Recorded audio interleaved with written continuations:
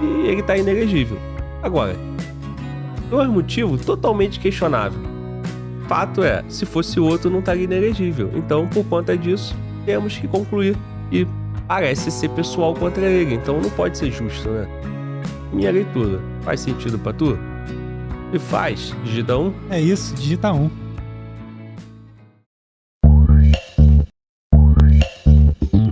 Olá, o Metrópolis entrevista agora o ex-presidente Jair Bolsonaro. Presidente, muito obrigado pela entrevista. Eu já começo perguntando para o senhor. O senhor sempre mantém um discurso, tem mantido nas últimas semanas, que o senhor será candidato em 2026, embora em tese hoje o senhor esteja inelegível. O que leva o senhor a crer que o senhor vai conseguir ser candidato em 2026? Primeiramente, por que estou inelegível? Qual foi o crime? Foi dinheiro na cueca, dinheiro lá fora, no apartamento, desfalque com empresa? Nada. Reuniu-se com embaixadores. É uma política privativa do presidente da República. Não ganhei nenhum voto por ocasião dessa reunião. O que eu tratei nessa reunião? Urnas, em especial o inquérito 1361 de novembro de 2018, que está classificado como confidencial até hoje. Ou seja, uma denúncia de fraude na minha eleição. Por que está em aberto até hoje, depois que certas pessoas importantes foram ouvidas? Porque a imprensa não quer tomar conhecimento desse inquérito. A outra causa, abuso de poder. Nessa causa aí, então o Bolsonaro afirma que ele está inelegível, né? Não porque ele cometeu crime, sim porque ele se reuniu com o embaixador. E aí ele cita embaixador para discutir sobre urna e cita um inquérito, né? Que ele não consegue ver, né? Tá reservado. Que é o inquérito da eleição dele. Tem muito o que falar. O que tem para falar é que eu me recordo muito bem do Bolsonaro já levantar essa questão sobre urna lá antes de 18. Inclusive, ele defendia o voto impresso, né? O comprovante do voto ali, né? Não aquele comprovante que você foi votar, que é esse que nós temos, né? Mas que você tivesse o voto, a urna ia registrar, você pegaria aquele voto impresso, que é a cópia do que está na máquina, botava numa urna em papel. Depois, todos esses papéis poderiam ser recontados, né? Então, é um sistema que, ao meu ver, parece razoável, né? Quanto mais controle, melhor. Se a urna já é protegida, você tem uma repetição, né, capaz, né, de garantir ainda mais segurança da urna. À época foi argumentado que não podia ter condições disso, porque daria muito custo e seria difícil de executar, e ficou por isso mesmo. Agora, essa é a questão, né? Que até aqui tá ok, né? É questão de implementar isso, né, dentro da regra do Brasil, né? Mas eu também me recordo do Bolsonaro dizer que tem provas contra a urna e que ele ia mostrar no momento oportuno. Ele nunca mostrou. Inclusive, ele foi dizer que em 2018 ele ganhou no primeiro turno. Mas só que no resultado oficial ele foi pro segundo turno. Se ele foi pro segundo turno e ele diz que ganhou no primeiro, logo, né, você entendeu. E que ele teria prova. Em 22, quando ele perde, ele diz que mostraria essa prova e que só ia respeitar o resultado depois que o resultado fosse auditado. Com todo esse contexto, pegando desde lá de trás até 22, criou um termômetro no Brasil onde pessoas passaram a desacreditar do processo eleitoral. Bolsonaro faz parte disso, né? A dúvida dele faz parte disso. E se ele tem dúvida, ele sendo presidente, o que nós entendemos? Que ele tinha motivo e elemento para duvidar. Faltou ele provar. Faltou ele ter condições políticas, né, para poder resolver esse problema no Brasil. Se é que esse problema existe, né? E aí, com tudo isso, ele foi julgado e foi colocado como inelegível. E aí ele argumenta que não tem motivo para ele estar inelegível, né? Então, por isso ele acredita que ele vai disputar em 26. O que tu acha? Faz sentido para você? Faz sentido? Se faz sentido o Bolsonaro tá inelegível, né? Se você acha que ele tem prova, ele tem que mostrar, né, cara? Se você acha que é injusto ele estar inelegível, o que eu faço? Digita 1, digita 2? Eu sinceramente acho que é injusto. Eu acho que ele não tinha que estar inelegível, ele tinha que estar tranquilo. Né? E se ele cometeu alguma coisa, ele vai responder o crime. Né? E aí depois ele fica inelegível, pô. E não, simplesmente ali, porra, não. Bota a conduta e no final ele fica inelegível, se comprovado, né? Vamos ouvir. Poder econômico. Acabou 7 de setembro, entreguei minha faixa para um assessor e fui na esplanada ali dos ministérios. Acredito que tinha por volta de 1 milhão de pessoas. E ocupei o carro de som do Silas Malafaia. Não teve nada, nenhum recurso público envolvido nisso. Obviamente, eu entendo com a perseguição. Até porque essas 2 inelegibilidades só foram botadas em votação depois que 2 listas, né, tríplice, que o executivo escolhe, na verdade o senhor presidente do TSE escolheu, e daí ele foi para o 5-2 contra mim. E seria no mínimo 4-3 a meu favor se não tivesse trocado esses 2 na reta final. Então, primeiro, inelegível sem qualquer motivo. Até parece que vivemos aqui na Suíça, tá? Aí vamos lá, o segundo ponto dele estar inelegível. Teve o 7 de setembro, né, organizado pelo Estado brasileiro, né? E do 7 de setembro, né, aquela multidão, aquele povo, ele estava lá como presidente, com a faixa, né, com todas as autoridades, uma massa, uma multidão, ele sai e vai para um caminhão, né, de som, um trio elétrico, né, como ele disse, organizado pelo Silas Malafaia. E isso seria abuso de poder econômico. Na campanha, ele pegou essas imagens e ele usaria essas imagens na campanha dele, né? Como se ele estivesse fazendo política, campanha política, né, no 7 de setembro. Eu acho que é uma forçação de barra, né, mano? Ele foi proibido de usar as imagens. E também acho. Também questionável, né?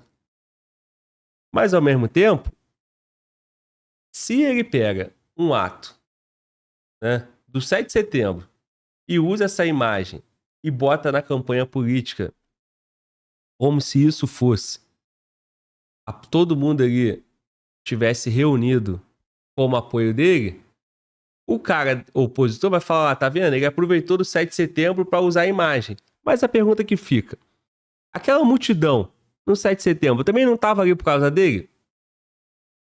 2023 teve 7 de setembro, 2024 teve 7 de setembro. Tinha aquela multidão toda? Não tinha. Então aquela multidão já estava por causa do Bolsonaro. A narrativa é que ele se aproveitou da multidão que foi ver o desfile cívico-militar para captar a imagem para a campanha. Cara, é meio forçado. Meio forçado. Ele aproveitou? Aproveitou, com toda certeza, pô. É muito mais fácil mobilizar uma multidão no 7 de setembro que mobilizar uma multidão o caminhão do Silas Malafaia.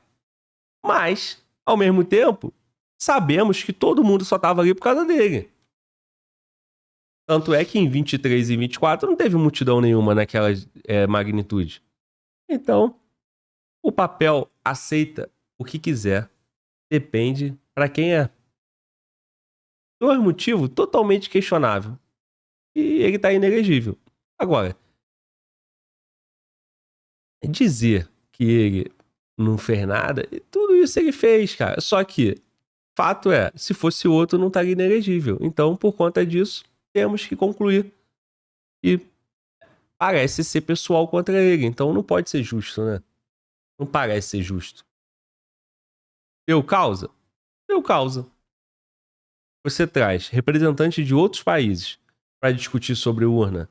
Se você já vem dizendo que tem prova contra a urna, deu causa, cara. Mas é só porque é ele. Minha leitura. Faz sentido pra tu? Se faz, digita 1. É isso, digita 1. Não, pô. O Bolsonaro não fez nada. É perseguição. Ele pode sim chamar representantes de outros países para discutir a urna brasileira. Então digita 2. né? Eu acho que ele pode reunir representantes de outros países para tratar de vários assuntos. Mas, quando ele já está numa narrativa dizendo que o processo é duvidoso, que ele tem prova que é duvidoso, e ele não mostrou nada, por que ele não mostrou? Aí apareceu um tal de argentino, aí depois disso as pessoas foram pro quartel, e no final, 8 de janeiro, e no final todo mundo preso se lascando, e os caras avançando cada vez mais contra a sociedade. Então, começou onde? Né? A rapaziada tá... Mas não tá dividido, né? Tá dividido. Tá bem dividido. É isso. Vamos continuar.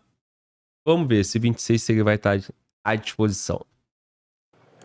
Não quer dizer que você deva não punir quem porventura errou. Não errei. Então essa é a minha certeza. Então você acha que o próprio judiciário pode reverter? Eu sei quem vai decidir na ponta da linha, né? Um dos pontos de decisão é o Supremo Tribunal Federal. Tá? Eu não quero nem comparar com os casos, que são casos que não tem nada a ver com o meu. Tá? A Dilma foi cassada. A pena acessória são 8 anos de elegibilidade. Resolveu isso no próprio Senado, o ministro Lewandowski presidindo a sessão, deixá-la elegível. Tanto é que ela disputou, em 2018, as eleições para o Senado lá. No passado, a chapa... Verdade. Isso é prova que o sistema e que a caneta funciona a depender de quem é. Quando o Collor ficou inelegível, quando o Collor sofreu impeachment, ele ficou 8 anos inelegível. E a Dilma? Não. Aí lá no Rio, em 2020, 2020, o Witzel foi impeachmentado também. E também não ficou inelegível. Ou seja, formaram uma jurisprudência para Dilma que beneficiou o Witzel. Em tese, todo mundo que fizer algo parecido da história do carro de som no 7 de setembro tem que ficar inelegível também. Aí nós vamos ver como é que a caneta funciona. Dilma Temer foi considerado aceita, né, regular, a prestação de contas por excesso de provas. Ou seja, não se tem notícia de um ex-presidente ter se tornado inelegível, tá? Por esse tipo de acusação. Agora, com toda certeza, não vou fugir de uma resposta, né? Que é uma convicção da minha parte, para me tirar de combate, porque sabe que eu, candidato a presidente, eu ganho em 26. O senhor acha que pode vir também via Congresso? Por que ele ganha em 26 se ele não ganhou em 22? Ele ficou inelegível em 23 já, de cara. Por que todo mundo tem essa certeza que ele ganha em 26? Da mesma forma, acredito eu que a rejeição dele foi grande em 2022, como a economia não tá indo muito bem, eu acredito que ele tá se confiando nisso, né? Pode ser. Mas ele ficou inelegível em 23. Já tinham esse medo? Já. Sei. Vamos. O Congresso há uma discussão até. O senhor fala-se de 2 anistias, a anistia do 8 de janeiro e uma eventual anistia para permitir a sua elegibilidade. O senhor acha que também pode ser possível via Congresso Nacional? Pode ser também. E os ventos da democracia, como está na matéria da Folha de São Paulo, sopraram na Argentina, municipais aqui, americanas, e o mundo todo está voltando-se à direita. Cansaram da agenda woke, cansaram daquela questão da diversidade, cansaram de se atacar aí os valores familiares. Ou seja, o ser humano, em sua grande maioria, quer realmente aquilo que eu sempre defendi como deputado, que inclusive tornei conhecido por defender esse tipo de agenda. Família, bons costumes, liberdade, né? Apesar de me acusarem exatamente o contrário. Presidente, e muitos dos seus aliados têm falado que a eleição do Trump anima para o senhor vir a disputar em 2026, mas de forma prática, como é que o senhor enxerga que o Trump pode vir a influenciar aqui, seja no Judiciário, seja no Congresso Nacional, para que o senhor consiga disputar em 2026? Estados Unidos é uma potência econômica, militar e também o maior país democrático do mundo. Tivemos uma experiência com o Trump lá atrás, 17 a 20. Não tivemos guerra no mundo. Obviamente, na reta final, ele sofreu muito com a pandemia. Ele fala que os Estados Unidos é a maior democracia do mundo, né? Mas o Trump saiu de lá também acusando o sistema eleitoral. Isso. Em 2020. Né? O Trump, para muitos lá, o Trump foi garfado. Inclusive, o Bolsonaro seguiu esse mesmo caminho, né? De dizer que ele também foi garfado. Aí eu não entendo. Será que ou é narrativa, ou então não é a maior democracia do mundo? Então lá tem problema também. Por que agora lá não teve problema? É só quando perde? É essa parte aí que me deixa sem resposta, né? Então, assim, a urna em 22, em 18 tem problema, em 22 também. Em 20 tava boa e 24 tava boa também. Aí se Bolsonaro ganha em 26 igual o Trump ganhou em 24, a urna tá boa de novo. Tá valendo. Pô, aí não entendo, pô. Hã? É. Vamos. E o povo tem isso na memória. Ele agora voltando, uma vitória realmente fantástica. Ele fez a Senado, Câmara, mais governadores, né? Voto popular, e está montando uma excelente equipe, no meu ponto de vista. Alguns deles, quase metade, eu já tive contato no passado, e um excelente relacionamento. Tive também um excelente relacionamento com o Trump.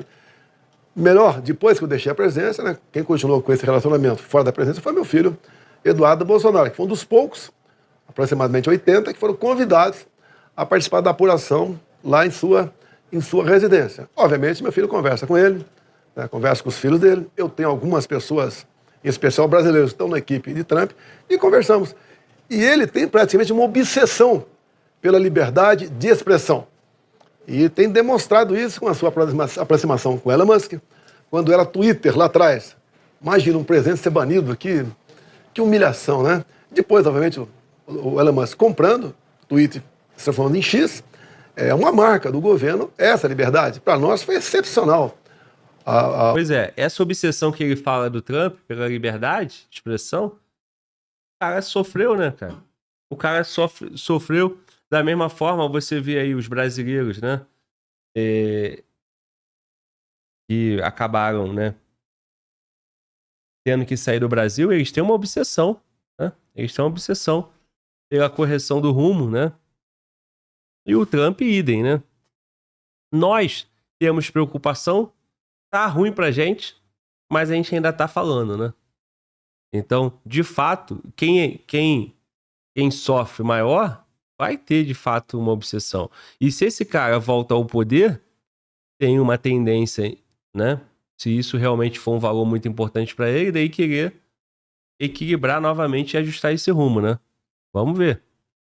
O X na mão do Elon Musk, que é um amante da liberdade também. Infelizmente, por ocasião das eleições últimas aqui também, a mesma pessoa que estava lá à frente do TSE resolveu tirar do ar, né, até o final do primeiro turno, o X como uma ferramenta de discutir pautas políticas aqui no Brasil. Bem, você acha que o Alexandre de Moraes tirou o X só para... É foda, né, mano? Tu vê. Ele fala uma pessoa, aí o repórter que tem que citar o nome. Quem viu, quem vê, né, cara? Vamos. Para afetar nas eleições municipais e prejudicar os candidatos do campo da direita? Eu não quero dizer que seja uma coincidência. Lá atrás, ele afetou também na eleição de 22, derrubando páginas de direita. Fake news, desmonetizações, ameaças. Fez muita coisa que só prejudicava o meu lado. Proibido, por exemplo, eu botar as imagens do Lula falando em roubar um celular para tomar uma cervejinha. Né? Proibida a questão do aborto, a questão dos relacionamentos dele com ditaduras do mundo todo, imagem do 7 de setembro, o Lula com o CPX na cabeça, e uma das duas coisas gravíssimas, a questão de convenção de chamar de rádio ou não. Mais de 1 milhão de inserções minhas não foram no ar lá no Nordeste. E outra mais importante, com o dinheiro público, o TSE fez uma campanha massiva para que jovens de 16, 17 anos tirassem título. Então, Bom, tudo isso que o Bolsonaro citou, cara, é o impacto direto na urna. Eu falo isso aqui, ó. Cara, você vai me convencer que essas decisões, todos esses problemas... O Lula falou, qual o problema o cara roubar um celular pra tomar uma cervejinha? Aí você não pode usar isso na campanha? Aí o Bolsonaro falou, é só uma gripezinha, aí pode usar.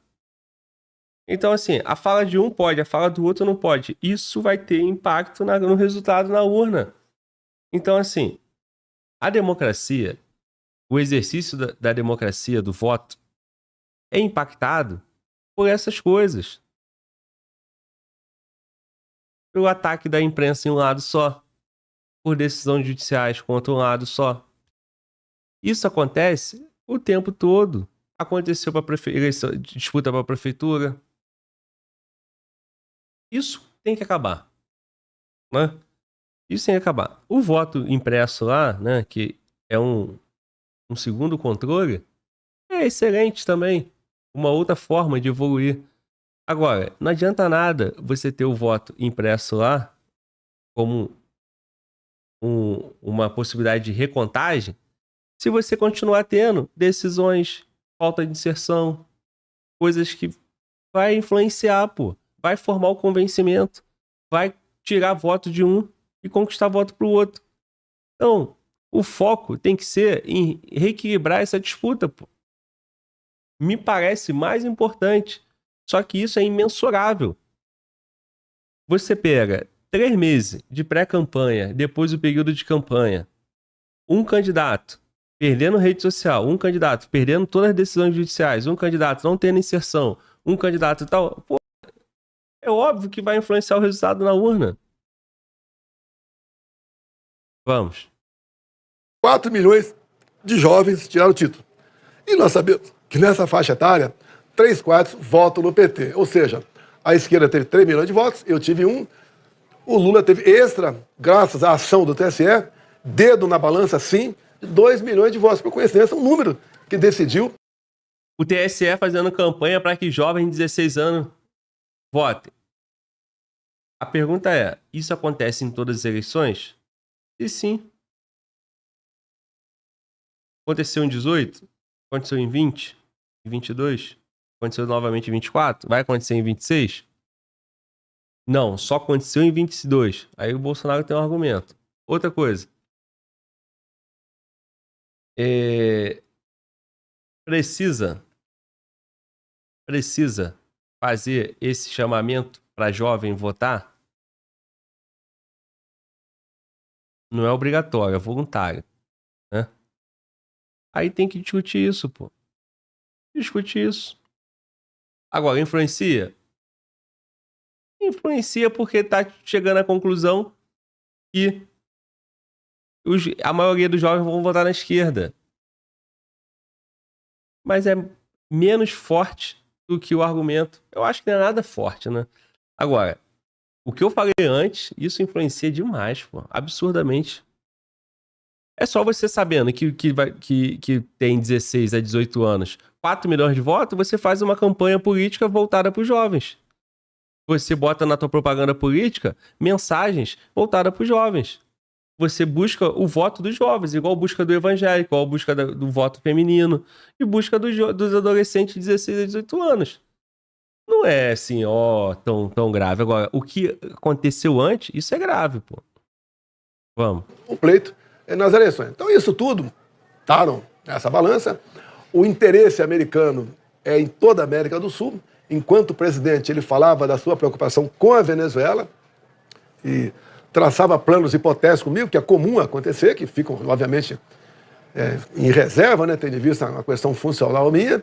E eu falava para ele dos problemas, caso a esquerda voltasse ao Brasil. Eu não acreditava que ia voltar, não acreditava.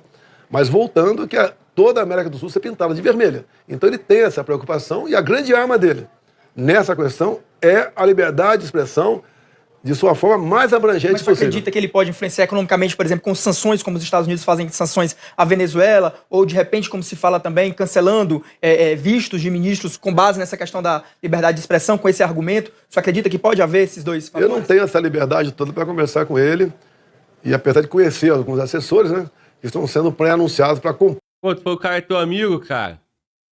Por o seu gabinete. Mas acredito que ele tem um interesse enorme no Brasil, pelo seu tamanho, tá? Pelas suas riquezas, pelo que representa o nosso povo, tá?